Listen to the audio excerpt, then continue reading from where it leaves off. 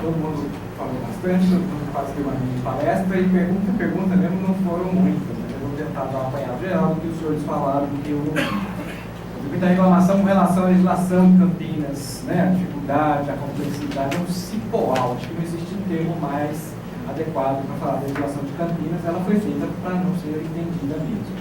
No início da gestão do atual prefeito, foi nomeada uma comissão de revisão de legislação urbanística, né? Eu participei de algumas reuniões no começo e tal, houve esse questionamento de participação popular desde o começo, né? E eu entendi que, no princípio, tem que ter um mínimo até levar a população, que eu achei interessante. Não, tudo bem, o executivo vai se reunir primeiro, ouvir um pouquinho, depois ele começa a participação popular. Mas eu fui surpreendido com uma lei que passou em janeiro já, e depois não vou nem chegar a esse assunto hoje, né? Mas havia uma disposição de se fazer uma revisão de toda a legislação urbanística em 3 meses, né? E eu falei, olha, eu não vou cortar o entusiasmo de ninguém aqui, mas pensei comigo, em 3 meses revisar toda a legislação urbanística foi uma questão, um excesso de otimismo, né? Eu falei, bom, não sou eu não falei nada, eu falei absolutamente nada na hora que é para não se estimular ninguém. Eu falei, se está todo mundo animado, vocês vão revisar, ótimo, em 3 meses vamos revisar essa legislação urbanística. Mas não saiu. O estudo de impacto de vizinhança que foi comentado precisa de vontade política para fazer, certo? Eu não posso obrigar o prefeito a legislar ou entrar com um projeto de lei. Precisa de vontade política, certo? Qual é o problema do estudo de impacto de vizinhança? Muito se questiona nesse país que as licenças, as autorizações demoram demais e o mercado, os empresários precisam de velocidade, precisam de competitividade entre eles e com o exterior. E por conta disso não se espera licença nenhuma, se começam as obras e acaba superando. O estudo de impacto de vizinhança ele é visto como mais um empecilho para a atividade. Então não há vontade política, porque não há vontade do poder econômico de se criar mais esse instrumento, certo? Então, esse é um ponto importante, que poderia ser falado hoje, começar a exigir a elaboração do projeto de lei do estudo de impacto de vizinhança, certo? Eu tenho lá procedimentos em que eu tenho cobrado reiteradamente, cadê o projeto de lei do estudo de impacto de vizinhança? Eu já estou no ponto de imaginar qual é a ação jurídica que eu vou ter que propor para que esse projeto saia, né? Então, essa questão da legislação urbanística depende muito de vontade política. E vontade política está sujeito apenas à avaliação político-eleitoral, certo? Não existe avaliação judicial de vontade política, certo? Isso vai ter um reflexo nas urnas. Só pode ter um reflexo nas urnas. Então já fica aí a sugestão do senhor representante do prefeito, né, que tenha essa compreensão. Muito bem. Com relação à pergunta específica do senhor Anderson Maia, o senhor está falando daquele termo de ajustamento de conduta. De qual documento que o senhor está falando da remoção? Uma ação pelo Ministério Público para a Prefeitura remover as 66 casas de alvenaria do distrito de Barão Geraldo.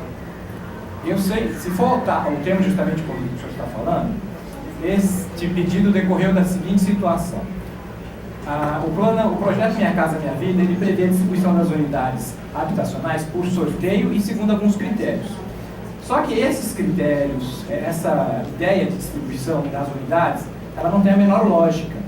Então, se você tem uma praça urbana ocupada com 100 famílias, e essas 100 famílias entram num sorteio para a distribuição das unidades, e saem 5 famílias dessa praça que a gente tem que resgatar, qual é o resultado prático de recuperação ambiental e urbanística dessa praça? Nenhum. Você vai tirar 5 famílias numa praça que tem 100, eles vão derrubar aquela casa e aquilo vai ficar vazio até que as outras 95 famílias vão sair da praça? Não, nenhum. Então, a gente, há muito tempo, está tentando um contato com o Ministério das Cidades, com a Caixa Econômica Federal, para rediscutir isso. A distribuição das unidades habitacionais, ela tem que ter um objetivo específico, recuperação de áreas ambientais degradadas, recuperação de área pública indevidamente ocupada por habitação. O senhor pode ter certeza que a Promotoria de Justiça a qual eu trabalho, ela se chama Promotoria de Justiça de Habitação e Urbanismo, certo? A mim compete defender o direito à habitação. No caso específico do Recanto dos Pássaros, e tem um local do lado, como é que chama ele? Recanto dos Pássaros e Real Parque. Havia um impedimento legal de regularização daquelas casas e um impedimento técnico, certo? Quando existe uma violação à ordem jurídica, eu não posso aceitar isso, a não ser que, sei lá, existe alguma forma de compensar alguma coisa assim. E tecnicamente não havia recomendação de regularização daquelas unidades. Se aquelas unidades pudessem ser regularizadas, eu pode ter certeza que eu teria tentado. Só que o que aconteceu?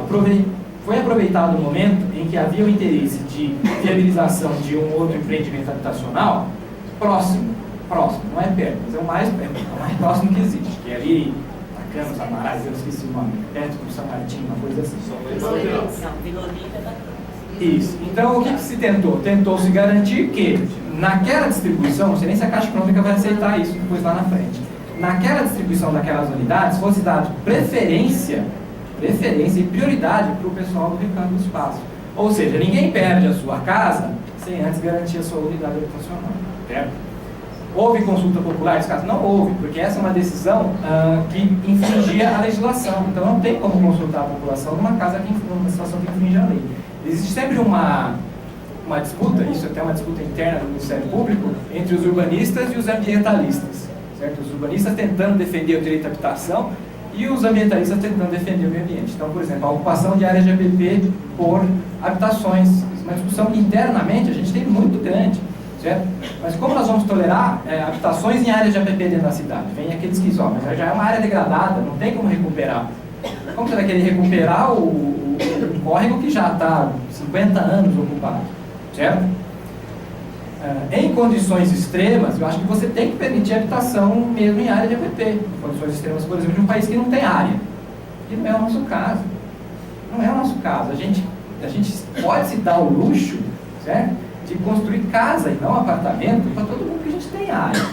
Certo? Aí a gente entra naquela questão da concentração de renda, da especulação imobiliária, que isso aí também dá um seminário inteiro para a gente falar isso, e dos instrumentos que nós temos para tentar evitar isso daí. Tá? Então, tendo a situação do senhor ou da família, ou de alguém do senhor que esteja lá, mas não houve consulta popular porque não era caso. A consulta popular não serve para essa situação, certo? Ela não serve para esse tipo de situação. Mas fica aqui meu compromisso, né, de não haver remoção de famílias consolidadas, isso é importante, consolidadas, uma situação consolidada já há 10, 20, 30 anos, sem que antes haja uma unidade habitacional, certo? Agora, em época de Minha Casa Minha Vida, não dá mais para aceitar invasão. Não dá mais para aceitar invasão. Contraditório, né, para quem está falando em uso capilar em 6 meses, né? Mas não é isso, é que o Minha Casa Minha Vida, ele funciona. Mas funciona, mas só para quem ganha até R$ 1.600. Quem ganha mais que isso não funciona. Exatamente, mas primeiro a gente tem que eleger prioridade, a gente vai crescendo. Então, como não pode criar vão ser criados, se não pode... Vão ser criados linhas de crédito e financiamento, certo? Existe financiamento individual, ninguém sabe disso, mas Minha Casa Minha Vida tem linha de financiamento individual. Sabia? Você não precisa comprar uma unidade de grande empresa. Se você tem um terreninho lá que quer construir com o seu próprio dinheiro, com o seu próprio esforço, tem uma linha de crédito individual. Certo? É só procurar no site, tá bom?